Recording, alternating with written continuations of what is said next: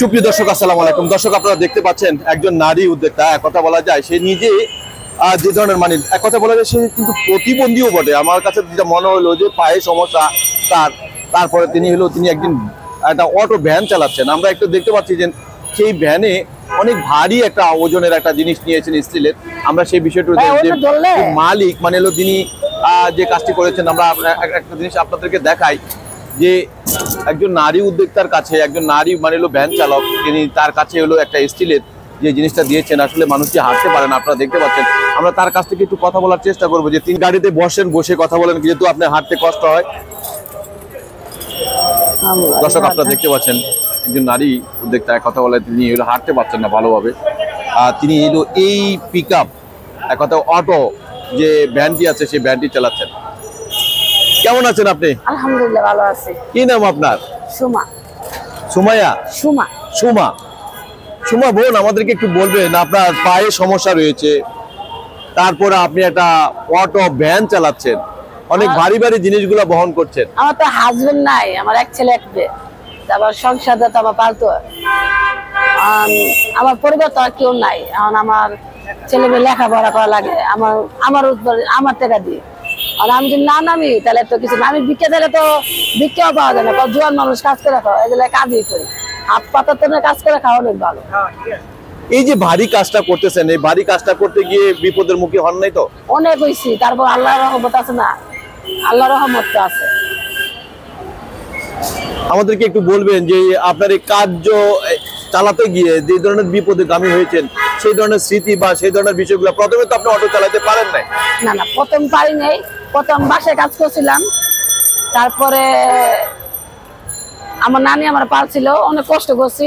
এরপরে আবার এই কাজটা আমার এক ভাই শিখায় পরে গেছে, উনি বাহিরে গেছে। উনি একটা ড্রাইভার ছিল, পরে আমার শিখায় গেছে। আমি এটা কিস্তিতে লেছি গাড়ি। এই গাড়িটা কিস্তিতে নিছেন? কিস্তিটা কি পরিশোধ হয়েছে বোন? অর্ধেক বেশি অর্ধেক গেছে, আর একটু কম অর্ধেক আছে। আর কম অর্ধেক আছে? আচ্ছা, স্বামী কি হয়েছিল? ভালো লাগে নাই, গেছে ভালো পাইছে গেছে। মানে স্বামী ছিল? হ্যাঁ। সে আছে, মারা যায় না? না, আছে। সে আরেকজনকে পেয়ে চলে গেছে? হ্যাঁ, বিয়ে করছে। বিয়ে করে চলে গেছে, কারণটা কি? উনি আমার চেয়ে ভালো পাইছে। আমি প্রতিবন্ধী, হাঁটতে পারি না।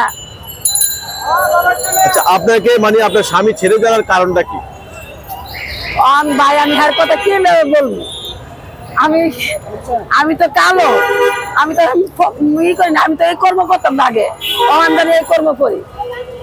ওর 12 হয়ে গেছিল ওরা হারাইছে গেছে কয় ছেলে কয় মেয়ে? এক ছেলে এক মেয়ে। এক ছেলে এক মেয়ে। ছেলের বয়স কত, মেয়ের বয়স কত? মেয়ের বয়স 15 বছর আর ছেলের বয়স 13 বছর। পড়াশোনা করে তারা?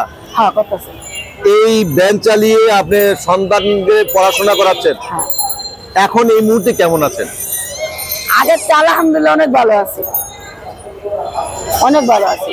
প্রথম যখন আপনি এই কাজটাতে রাস্তায় বেরোলেন কাজটা শেখার জন্য, তখন আপনার এই কাজটা করতে গিয়ে কি ধরনের ভয় পেয়েছেন, কি ধরনের সমস্যা হয়েছিল? অনেক ভয় পাইছি, আবার রাস্তাঘাটে বকা গালাগালি শুনছি, অনেক পুলিশেরা গালাগালিও করছে, সাধারণরা দায়িত্ব দেয়, অনেক রিকোয়েস্ট করছি, হাতে পায়ে ধরছি, অনেক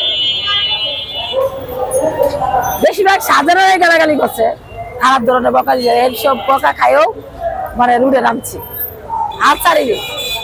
পুলিশ প্রশাসন আপনাকে বকা দেওয়ার কারণ কি বোন? এই রুটে এই গাড়ি চলবে না, এই গাড়ি চলতে দিব না। আপনি বলেন না আপনি প্রতিবন্ধী মানুষ? অন্য রুটে নামবে না, মেন রুটে না করে ভিতরে চালায়। কারণ আমার তো কাজ দিতে শুধু মেন রাস্তায় মাল মানুষের বাসায় দিয়ে আসি, আমার তো মেন রুটে বুঝতেই আমার মতন আমার সাবধানের মতন আমি চালায় যাই। এই যে শুরু লগ্ন থেকে কি ভ্যানটা চালাচ্ছেন? না, আমি চালাতে 4 বছর ধরে। 5 বছর ধরে? 4 বছর ধরে। 4 বছর ধরে আপনার, তার মানে একজন সিনিয়র ড্রাইভার আপনি এখন? Van driver. কি নাম আপনার?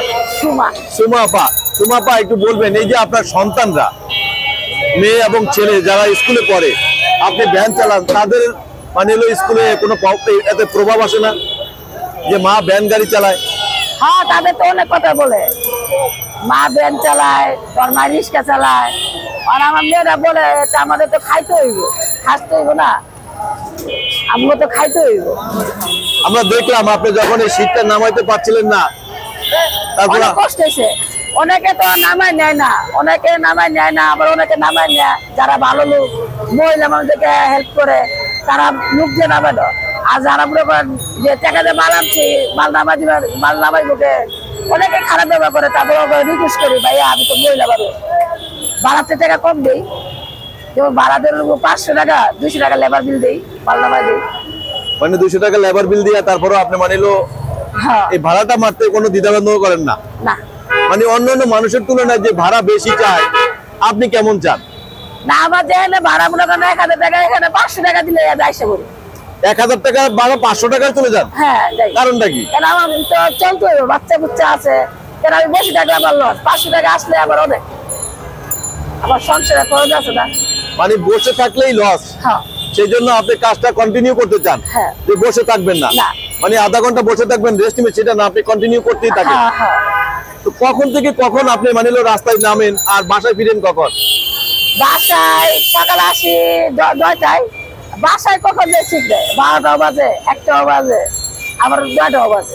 আচ্ছা, এই সন্তানদের জন্য রান্না বান্না বা ওরা কিভাবে খাবার দাবার গুলো অ্যারেঞ্জ করে আসেন? মাইয়া 15 বছর তো, মাইয়া রান্না বান্না করে, বাজারটা আমি করে দিই। ও 15 বছরের মেয়ে, মানে ও নিজে রান্না বান্না সব হ্যাঁ, কিছু ও করে? নিজে রান্না করে, বাজার আমি করি। যদি কোনো ব্যক্তি, প্রবাসী কোনো ভাই বোনরা যদি কেউ সাহায্য সহযোগিতা করতে চায়, যে একজন পরিশ্রমী নারী যে এত কষ্ট করে এই ঝুঁকিপূর্ণ কাজটা করেন, যদি কেউ একটা দোকান বা ব্যবসার একটা লেভেলে নিয়ে দিতে চায়, তাহলে আপনি কি তাদের সাহায্য সহযোগিতা নেবেন কিনা? আলহামদুলিল্লাহ, যদি কেউ দেয় আলহামদুলিল্লাহ করে দিচ্ছি। কারণ এই গাড়ি আর চালাতে মন চায় না। আমি তো বয়স হয়েছে, আজ আর কই দিলে আটতে উঠতে পারি না। আমরা দেখলাম আপনি হাঁটতে পারেন না। না, আমার মেয়ের পায়ে কি সমস্যা হয়েছে বোন? টাইফয়েড জ্বর। টাইফয়েড জ্বরের কারণে মানিলো পায়ে সমস্যা রয়েছে। মানুষ, সুস্থ সবল মানুষ সাহস পায় না রাস্তায় রিক্সা নিয়ে বেরোতে, আর একটা অসুস্থ মানুষ, আপনি হাঁটতে পারেন না, আপনি অটো ভ্যান চালাতে। আমার তো কেউ নাই ভাই, আমার সংসার পালার মতন কেউ নাই। একদিন বসে থাকলে আমার সংসার যে কষ্ট। এখন তো চালের দাম বেশি, ঘর ভাড়া বেড়ে গেছে, কারেন্ট বিল, সবকিছু। সেই জন্য আপনার রাস্তায় বেরোতে হবে, হ্যাঁ ভাই, যত ঝুঁকিপূর্ণ কাজই হোক না কেন। হ্যাঁ। আমি শুক্রবারও আসি, একদিনের রেস্টে থাকি না। শুক্রবারও আসেন? হ্যাঁ। মানে রেস্ট নাই? একটা মেশিনেরও রেস্ট থাকে। আমার রেস্ট, তেল শেষ হয়ে গেলে সেই মেশিনটার তেল ভরা হয়, তারপর রেস্ট দিয়ে তারপর কাজ করা হয়। আমার রেস্ট হলো কোন দিন, যেদিন আমি মারা যাবো, একবারে যাবো। বুঝি নাই আপনার কথাটা। আমার রেস্ট থাকবো কোন দিন, যেদিন আমি মারা যাবো। আপনি মারা গেলে আপনার সন্তানগুলা কে দেখবে? উপর আল্লাহ দেখবো, আর আমি যেটুকু আছি, যেটুকু পারি করেছে যাবো। আপনার মা বাবা? আমি এই গাড়িটা চালাই, আমার মনে করে কোনো ই নাই, আমার মনে করে কোনো ডিসিশন নাই, কখন কোন গাড়ি তোরা জায়গা ঠিক দেয়।